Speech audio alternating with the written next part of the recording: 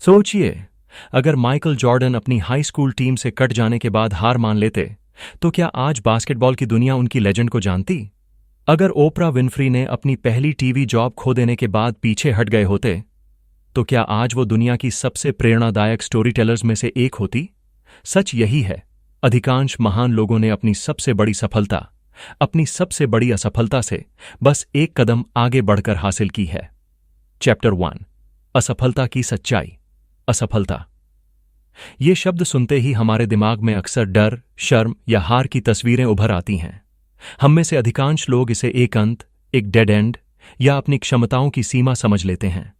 लेकिन असली सवाल यह है, क्या असफलता सच में हमारी मंजिल का अंत है, या सिर्फ एक संकेत है कि हमें अपना रास्ता बदलना है, सीखना है और फिर से प्रयास करना है? जब हम इतिहास की महान हस्तियों की जिंदगी पर नजर डालते हैं, तो एक आश्चर्यजनक पैटर्न सामने आता है। उनके जीवन में असफलता केवल अस्थायी रुकावट थी, और उन्होंने इसे अपने विकास और सफलता का एक स्टेपिंग स्टोन बनाया। थॉमस एडिसन, जिसे हम मॉडर्न वर्ल्ड के इन्वेंटर के रूप में जानते हैं, उन्होंने अपनी जिंदगी के शुरुआती वर्षों में हजारों बार प्रयोग किए। उनकी iconic quote, "I have not failed, I've just found 10,000 ways that won't work" केवल शब्द नहीं बल्कि उनके माइंडसेट की पूरी गहराई को दर्शाती है। एडिसन की यह सोच हमें बताती है कि असफलता सिर्फ यह साबित नहीं करती कि हम केपेबल नहीं हैं, बल्कि यह हमें यह सिखाती है कि कौन सा रास्ता काम नहीं करता और कौन सा तरीका हमारे लक्ष्य तक पहुंचने में सहायक हो सकता है। साइकोलॉजी की रिसर्च भी इस बात की पुष्टि करती है कि असफलता का सामना करना जितना कठिन है, उतना ही जरूरी भी है। स्टडीज के अनुसार लगभग 52% लोग अपनी पहली या दूसरी असफलता के बाद पूरी तरह हार मान लेते हैं। वे इसे अपनी लिमिट्स या परमानेंट फेलियर मान लेते हैं। लेकिन जो लोग असफलता के बाद भी प्रयास करना जारी रखते हैं, वे अक्सर अपने क्षेत्र में एक्स्ट्रॉर्डिनरी सक्सेस हासिल करते हैं। असफलता को फेलियर नहीं बल्कि फीडबैक के रूप में लेने की क्षमता ही उन्हें अलग बनाती है। ये फीडबैक कई तरह से हमारे लिए सीख लेकर आता है। कभी यह हमें अपनी कमजोरियों को समझने में मदद करता है, कभी हमारे मेथड्स या स्ट्रैटेजीज को सुधारने का मौका देता है, और कभी यह हमें यह सोचने पर मजबूर करता है कि हम अपने अप्रोच में क्रिएटिविटी और इनोवेशन कहाँ जोड़ सकते हैं। इसके असली उदाहरण हमें लिटरेचर की दुनिया से भी मिलते हैं। J.K. रोलिंग, जिनकी किताब हैरी पॉटर आज दुनिया भर के बच्चों और युवाओं के दिलों में बसती है, उन्हें उनकी पहली किताब के लिए 12 पब्लिशर्स ने रिजेक्ट कर दिया था। ये केवल नंबर्स नहीं हैं, यह असफलता का एक बड़ा संकेत था कि उनकी कहानी अभी मार्केट रेडी नहीं थी। अगर रोलिंग ने उस समय हार मान ली होती, तो आज करोड़ों बच्चों का बचपन जादुई दुनिया के बिना गुजर रहा होता।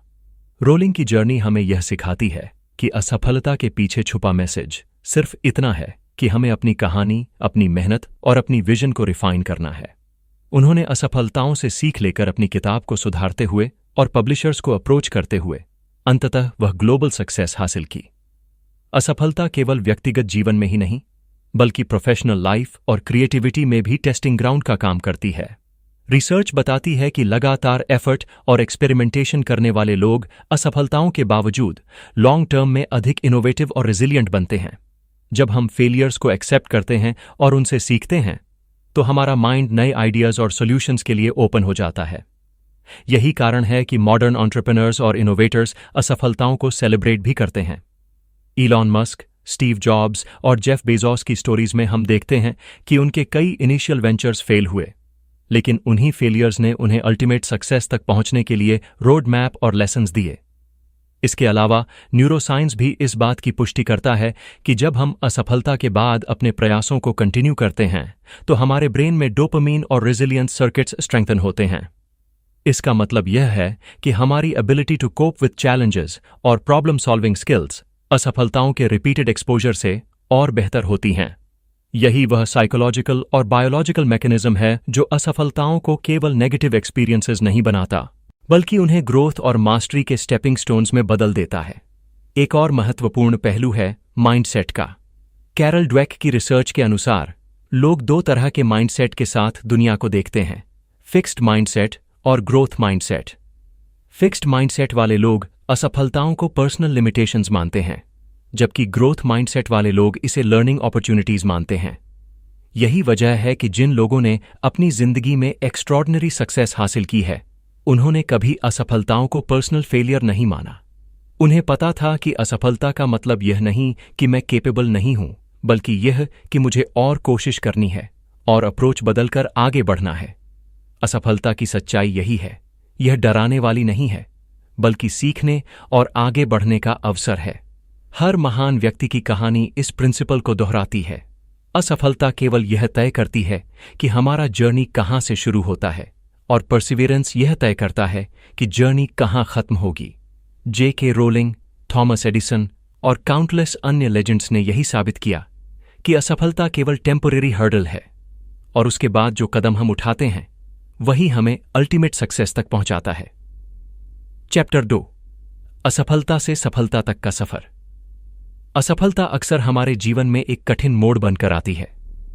हमें लगता है कि यह अंत है, कि हमारा सपना टूट गया, कि अब कोई रास्ता नहीं बचा। लेकिन सच्चाई यह है कि कई बार वही नो हमें उस यस की तरफ ले जाता है जो हमारी जिंदगी पूरी तरह बदल देता है। इसे ही हम कह सकते हैं रिजेक्शन शैन रीडायरेक्शन। यानी जब कोई मौका हमें मना कर देता है तो यह सिर्फ एक संकेत है कि हमें अपना रास्ता थोड़ी देर के लिए बदलना है, अपने अप्रोच को एडजस्ट करना है और फिर से कोशिश करनी है। इस बात का सबसे फेमस एग्जाम्पल है कर्नल हार्लैंड सैंडर्स का। कर्नल सैंडर्स ने अपने जीवन में असफलताओं और रिजेक्शंस का सामना बड़े हिम्मत और परसिवियरेंस के साथ किया। उन्होंने अपने सिग्नेचर चिकन रेसिपी को बेचने की कोशिश तब शुरू की जब उनकी उम्र 65 साल थी और उनके पास केवल $805 का सोशल सिक्योरिटी चेक था। यह कोई आसान शुरुआत नहीं थी। उन्हें 1009 बार रिजेक्ट किया गया। हाँ, आप सही पढ़ रहे हैं, 1009 बार रिजेक्ट। लेकिन हर रिजेक्शन ने उन्हें निराश नहीं किया। उन्होंने हर बार अपनी रेसिपी और अप्रोच को रिफाइन किया, नए इन्वेस्टर्स और रेस्टोरेटर्स से मिलने का तरीका बदला और लगातार अपने विजन पर काम किया। आखिरकार एक रेस्टोरेंट ने उनका आइडिया अपनाया और यहीं से KFC ने जन्म लिया। कर्नल सैंडर्स की कहानी हमें यही सिखाती है कि असफलता और रिजेक्शन अंत नहीं है। असफलता केवल रिडायरेक्ट करती है, नए रास्ते खोलती है और हमें यह समझने में मदद करती है कि कौन सा रास्ता सही है। यही वह दृष्टिकोण है जो हमें ऑर्डिनरी फेलियर्स और एक्स्ट्रॉर्डिनरी सक्सेसेस के बीच का फर्क दिखाता है। लेकिन केवल अवसर की तलाश और परसिस्टेंस ही पर्याप्त नहीं है। असली शक्ति आती है हार्ट प्लस हार्डवर्क से। मेहनत जरूरी है, लेकिन उसके साथ जोश, लगन और विश्वास होना चाहिए। असफलताओं के बाद अगर हम सिर्फ मैकेनिकली प्रयास करते हैं तो परिणाम सीमित रह सकते हैं। लेकिन जब हम दिल से मेहनत करते हैं, अपनी पैशन और विजन के साथ जुड़ते हैं, तो असफलताएं भी हमें मजबूत बनाती हैं। न्यूरोसाइंस स्टडीज ने इस प्रक्रिया को बायोलॉजिकल लेवल पर भी वैलिडेट किया है। जब हम असफलता का सामना करते हैं और फिर दोबारा प्रयास करते हैं, तो हमारे ब्रेन में डोपामीन और रेजिलियंस सर्किट्स एक्टिवेट होते हैं। डोपामीन हमें रिवॉर्ड और मोटिवेशन का अनुभव देता है, जबकि रेजिलियंस सर्किट्स हमारी मानसिक टफनेस को बढ़ाते हैं।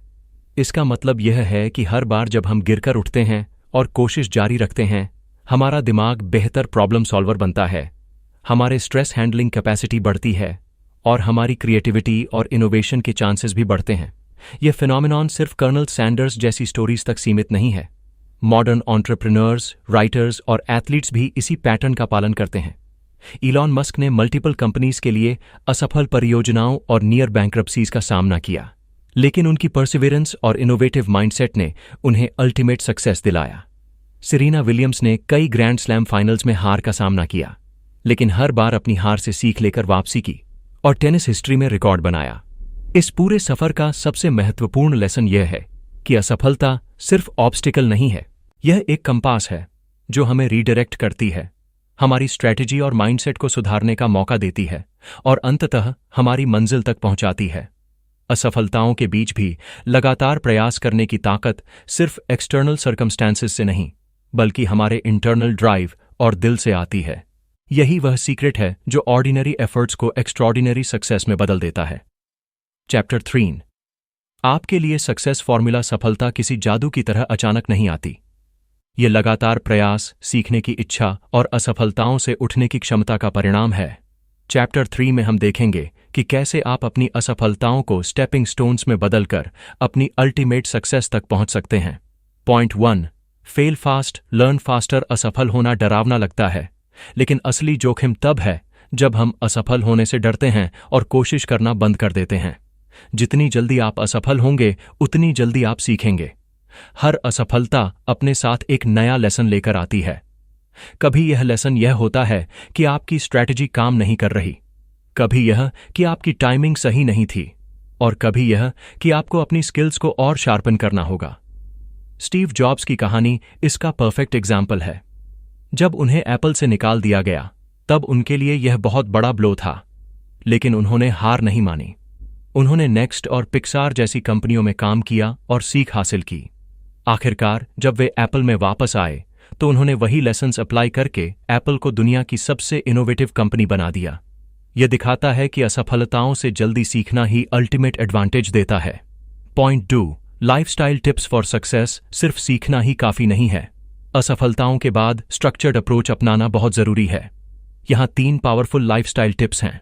जर्नल रखें, हर असफलता के बाद लिखें कि क्या गलत हुआ और अगली बार क्या सुधार सकते हैं।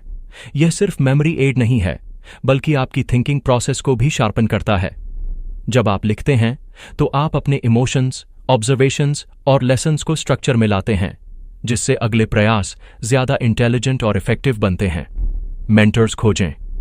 हर बड़े अचीवर के पीछे कोई ना कोई गाइड होता है। मेंटोर आपको पर्सपेक्टिव, गाइडेंस और मोटिवेशन देते हैं। असफलताओं में अगर हम अकेले फंस जाते हैं तो डिस्करेज होना आसान होता है। मेंटोर्स हमारी गलतियों को एनालाइज करने, रणनीति सुधारने और सही दिशा में आगे बढ़ने में मदद करते हैं। कंसिस्टेंसी को वर्शिप बनाइए। हार मानना आसान है, लेकिन एक कदम और चलना ही मिरेकल पैदा करता है। कंसिस्टेंसी सिर्फ एफर्ट डालना नहीं है, बल्कि डिसिप्लिन, रूटीन और पेशेंस का कॉम्बिनेशन है। माइकल जॉर्डन ने कहा था कि टैलेंट उसे कोर्ट पर लाता है, लेकिन डिसिप्लिन और कंसिस्टेंसी उसे लेजेंड बनाते हैं। हर दिन छोटा कदम उठाना, चाहे जितना भी कठिन हो, वही आपको अल्टीमेट सक्सेस तक ले जाता है। याद रखिए, आपकी सबसे बड़ी सफलता आपकी सबसे बड़ी असफलता से बस एक कदम आगे है। सवाल यह नहीं कि आप गिरे या नहीं, सवाल यह है कि क्या आप उठे और एक कदम और चले। इतिहास की हर महान कहानी यही साबित करती है कि जो लोग असफलताओं के बावजूद उठते रहे, वही अपनी मंजिल तक पहुंचे। असफलताओं को मत डरिए, उन्हें एम्ब्रेस कीजिए, उन्हें सीख और ग्रोथ का माध्यम बनाइए, क्योंकि आपकी सफलता आपके अगले कदम में छिपी है, और वही कदम आज आपके विजन और मेहनत से जुड़ सकता है। याद रखिए, हर असफलता सिर्फ आपके लिए एक लेसन है, और हर लेसन आपको आपकी मंजिल के और करीब ले जाता है। जो लोग गिरते हैं, उठते हैं और फिर एक कदम और बढ़ाते हैं, वही इतिहास रचते हैं। तो आज का सवाल सिर्फ यह नहीं है कि आपने कितनी बार गिरा है, बल्कि यह है कि क्या आप आज उठेंगे और अपने सपनों की दिशा में एक कदम और बढ़ाएंगे। अगर आप भी अपनी असफलताओं को अपनी ताकत बनाना चाहते हैं, तो अभी शुरुआत कीजिए। जर्नल लिखिए, मेंटोर्स खोजिए और कंसिस्टेंसी को अपनी आदत बना लीजिए। याद रखिए, आपकी सबसे बड़ी सफलता आपकी सबसे बड़ी असफलता से सिर्फ एक कदम दूर है।